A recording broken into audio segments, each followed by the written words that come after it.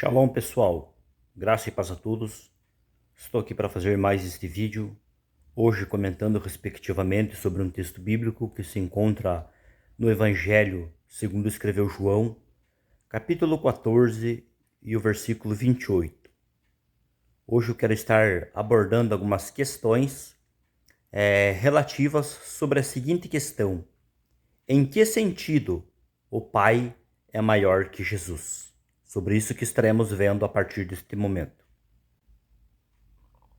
No Evangelho, segundo escreveu João, capítulo 14, versículo 28, Jesus disse aos seus discípulos: Ouvistes que eu vos disse, vou e volto para junto de vós. Se me amasseis, alegrar-vos-eis de que eu vá para o Pai, pois o Pai é maior do que eu. O texto que estou tratando nesta ocasião é o texto de João capítulo 14, versículo 28, como eu já mencionei de antemão. Na descrição desta imagem aí nós temos o interlinear grego-português. Temos uma palavra marcada e sublinhada e colocada em destaque aí, conforme vocês podem presenciar, que é a palavra grega meison, traduzido aí como maior, que estaremos tratando neste momento de forma mais minuciosa sobre algumas questões relacionadas a este texto. A palavra grega maior, que é meison, que aparece neste texto, ela surge como um adjetivo nominativo masculino singular, comparativo. Porém, a pergunta que surge é a seguinte: qual o significado desta palavra no texto acima? Em que sentido o Pai é maior que Jesus? Observando primeiro a definição desta palavra em alguns dicionários léxicos de grego, por exemplo, começando com strong, define esta palavra grega no seu sentido primário como grande. Já no léxico grego de Wilbur e Frederick Dunker, eles definem o significado dessa palavra grega meison, no seu sentido comparativo de megas, como maior. E também entre outras aplicações deste termo que eles dão demonstração neste léxico. Por fim, no léxico grego do BDAG, esta palavra grega, ela significa maior, como uma aí das definições dadas. Sendo assim, ficou claro através das demonstrações dadas, através desses três léxicos aí, o significado deste termo. Mas a partir deste momento estaremos dando continuidade para vermos agora também, do ponto de vista histórico e também do ponto de vista gramatical e sintático, o uso e a aplicabilidade deste termo dentro deste texto bíblico.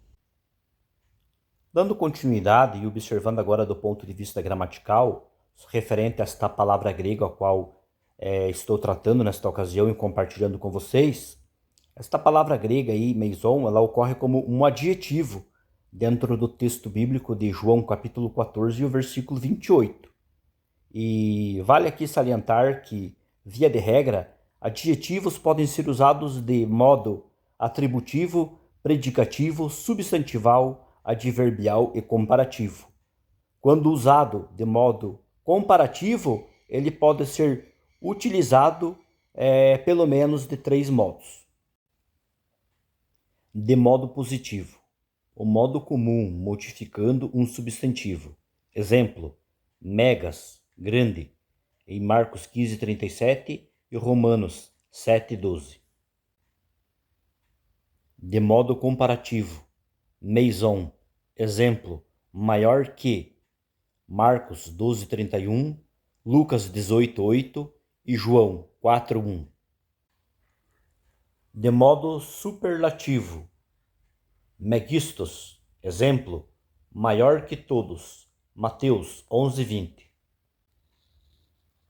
E lógico também, eventualmente de modo misto, positivo como comparativo, Marcos 9,47, positivo por superlativo, Mateus 22,36, comparativo por superlativo, Mateus 23,1, comparativo por elativo, Atos 17,21 e superlativo por elativo, 1 Coríntios, capítulo 6 e o versículo 2.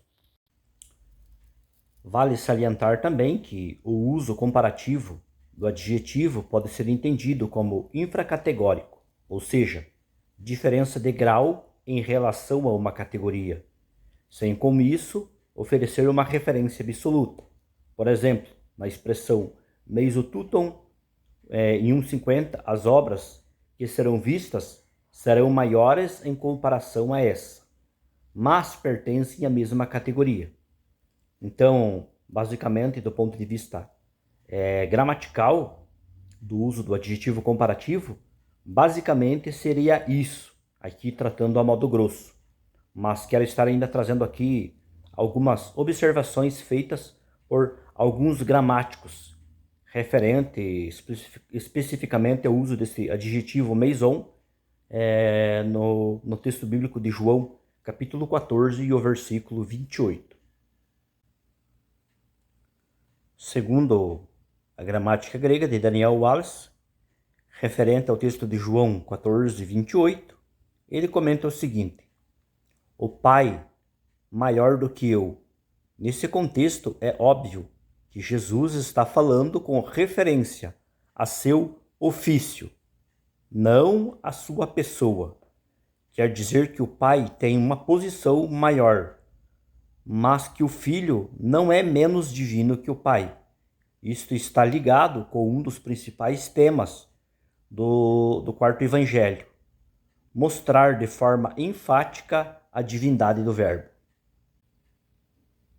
Já Max Zervik comenta em sua gramática que essa expressão é usada, sugerindo referente ao termo meison, que reflete a ideia da missão de Jesus como subordinada ao Pai durante a sua encarnação, e não uma inferioridade intrínseca. Por fim, alguns gramáticos comentam que dentro da estrutura grega hot hopater meison muistin, porque o Pai é maior do que eu, nós temos uma oração subordinada adverbial causal, que é introduzida por hot, reforçando o motivo da alegria, ao afirmar que o Pai é maior do que ele. Dito isto, alguns gramáticos mencionam então que este trecho sugere a subordinação funcional de Jesus ao Pai durante sua missão na Terra, indicando que sua volta ao Pai é um retorno à ordem e à glória divina. Então, do ponto de vista lexicográfico, gramatical e sintático, o que eu teria para compartilhar com vocês referente a este termo, a esta palavra grega e a este texto seria isso. Por fim, eu quero concluir aqui com algumas observações de intérpretes históricos que trataram referente a este texto de João 14, 28. Entre os intérpretes históricos, referente a este texto de João, capítulo 14, versículo 28, nós temos pelo menos duas interpretações que estaremos vendo neste momento. A primeira interpretação descreve que o Filho é menor que o Pai na sua função. Entre os que entendem assim estão Orígenes, Tertuliano, Atanásio, Hilário, entre outros, que entendiam que o Filho é como sendo eternamente gerado do Pai. Na segunda interpretação, que descreve o Filho como sendo menor que o Pai na sua encarnação, e entre eles estão Cirilo de Alexandria, Ambrósio e Agostinho, que defendem o texto assim, desta forma.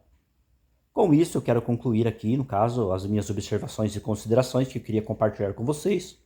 mostrando o significado dessa palavra do ponto de vista lexicográfico, gramatical, algumas observações de análise sintática, o que os gramáticos falam e comentam respectivamente sobre isso.